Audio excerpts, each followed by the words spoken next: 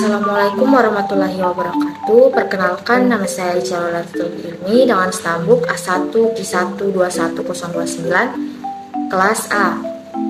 Saya membuat video ini dengan tujuan untuk memenuhi tugas dari mata kuliah model-model konseling 2. Saya akan mereview materi tentang konseling eksistensial. Langsung saja, yang pertama yaitu pengantar dan tokoh utama.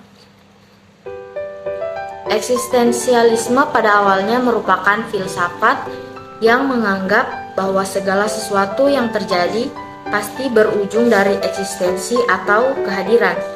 Eksistensialisme menekankan pada eksistensi dibandingkan dengan esensi atau hakikat. Eksistensi sendiri secara umum adalah keberadaan, sedangkan secara khusus berarti bagaimana cara manusia hidup di dunia. Maksud dari cara manusia hidup di dunia adalah tidaklah sama dengan benda-benda yang dimana benda tidak memiliki kesadaran akan keberadaannya, bahkan tidak memiliki arti. Sedangkan dengan manusia itu sendiri pun mampu menyadari keberadaannya, serta berarti tanpa hal yang lain. Berbeda dengan benda, dengan adanya manusia, barulah benda tersebut lebih berarti. Manusia bisa meragukan segala hal, akan tetapi satu yang pasti, yaitu manusia menyadari bahwa dirinya ada. Harawiyah tahun 2015. Tokoh dari eksistensial humanistik adalah Abraham Maslow yang terkenal dengan teori aktualisasi diri. Selain itu, ada tokoh lain dari eksistensial humanistik, yaitu Carl Rogers yang dikenal dengan metode terapi yang berpusat pada klien atau client-centered terapi. Viktor Frankl 1905-1997 adalah tokoh sentral dalam pengembangan terapi eksistensial di Eropa dan juga membawanya ke Amerika Serikat. Pendekatan eksistensial humanistik terfokus pada sifat dari kondisi manusia yang mencakup kesanggupan untuk menyadari diri, bebas memilih untuk menentukan nasib sendiri, kebebasan dan tanggung jawab, kecemasan sebagai suatu unsur dasar, pencarian makna yang unik di dalam dunia yang tak bermakna, berada sendiri dan berada dalam hubungan dengan orang lain, keterhinggaan dan kematian, dan kecenderungan mengaktualkan diri. Berikutnya yaitu konsep-konsep utama. Eksistensialisme menekankan pada anggapan bahwa manusia memiliki kebebasan dan bertanggung jawab bagi tindakan-tindakannya. Maka pandangan-pandangan eksistensialisme menarik bagi para ahli psikologi humanistik dan selanjutnya dijadikan landasan teori psikologi humanistik. Adapun pokok-pokok teori psikologi humanistik yang dikembangkan oleh Maslow adalah pada tahun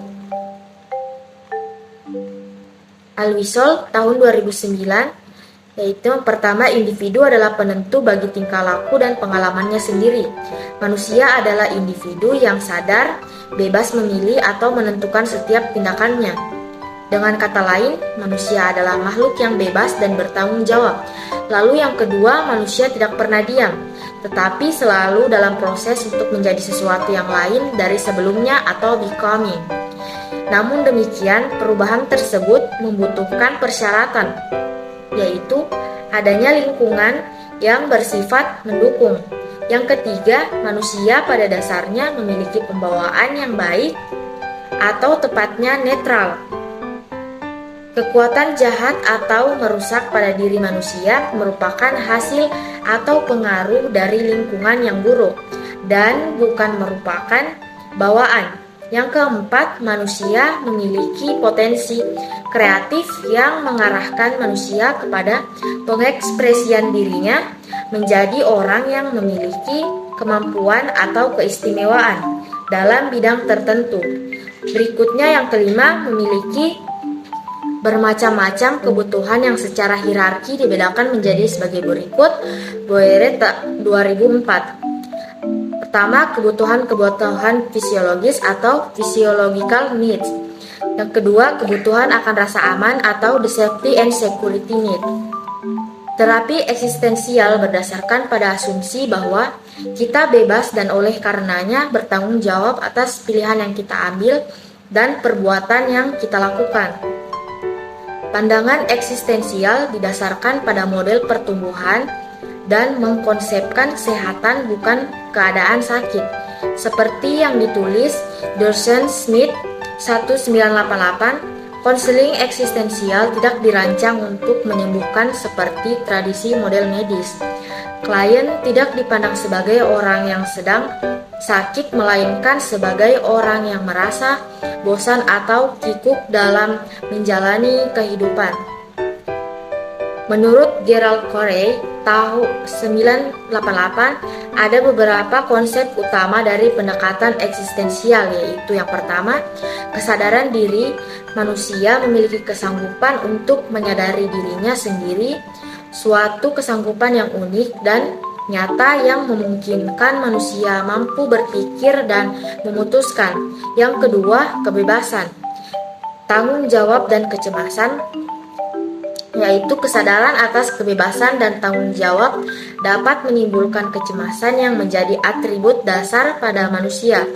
Yang ketiga, pencipta, makna yaitu manusia itu unik dalam artian dia berusaha untuk menemukan tujuan hidup dan menciptakan nilai-nilai yang akan memberikan makna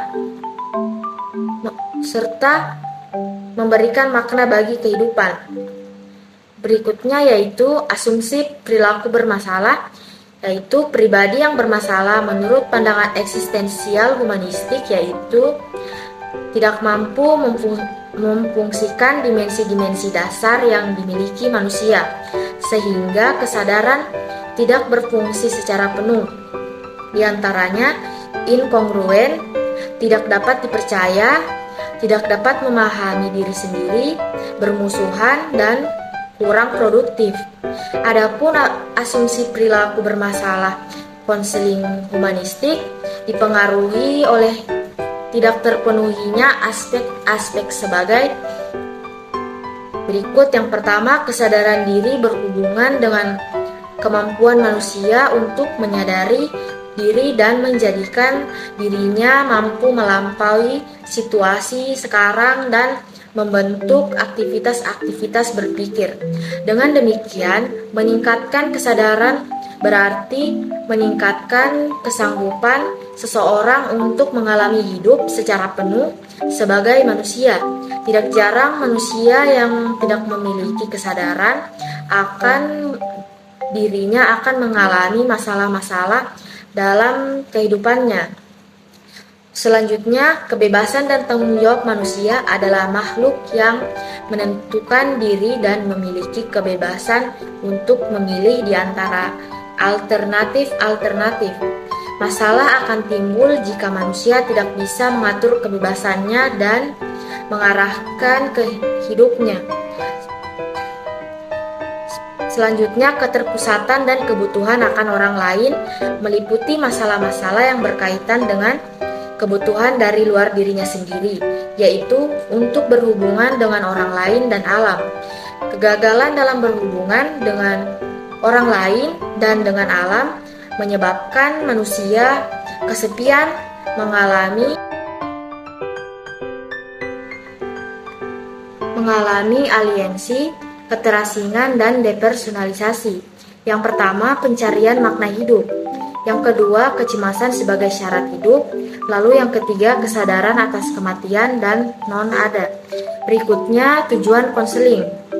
Menurut Gerald Corey 2010, ada beberapa tujuan konseling eksistensial humanistik, yaitu yang pertama, agar klien mengalami keberadaannya secara otentik dengan menjadi sadar atas keberadaan dan potensi-potensi, serta sadar bahwa ia dapat membuka diri dan bertindak berdasarkan kemampuannya. Lalu yang kedua, meluaskan kesadaran klien dan karenanya meningkatkan kesanggupan pilihannya, yakni menjadi bebas dan bertanggung jawab atas arah hidupnya. Yang ketiga, membantu klien agar mampu menghadapi kecemasan sehubungan dengan tindakan memilih diri dan menerima kenyataan bahwa dirinya lebih dari sekedar korban kekuatan-kekuatan deterministik di luar dirinya. Menurut Corey 2009, tujuan konseling eksistensial adalah agar klien mengalami keberadaan secara otentik dengan menjadi sadar atas keberadaan dan potensi-potensi dan sadar bahwa ia dapat membuka diri berdasarkan kemampuannya. Selain itu, konseling eksistensial dapat membantu klien mengidentifikasi atau menetapkan kegiatan-kegiatan yang berhubungan dengan perubahan kepribadian. Selanjutnya, yang terakhir adalah peranan konselor. Fungsi dan peranan konselor dalam konseling eksistensial. Konselor adalah memahami dunia subjektif klien agar bisa menolongnya untuk sampai pada pemahaman-pemahaman pilihan baru. Fokusnya adalah pada situasi hidup klien pada saat itu dan bukan pada menolong klien agar bisa sembuh dari situasi masa lalu. Konselor yang berorientasi eksistensial biasanya menangani orang-orang yang mengalami apa yang dikatakan kesadaran terbatas.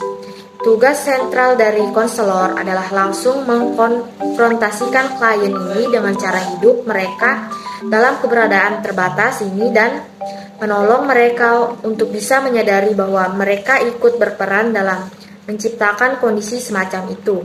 Corey 2009. Peran klien dalam hubungan konseling. Dalam proses konseling klien harus aktif sehingga dalam konseling harus menentukan rasa takut dan kecemasan yang mereka eksplorasi. Mungkin itulah tadi yang bisa saya sampaikan. Kurang dan lebihnya mohon dimaafkan. Saya akhiri dengan ucapan wabillahi taufiq wal hidayah. Wassalamualaikum warahmatullahi wabarakatuh.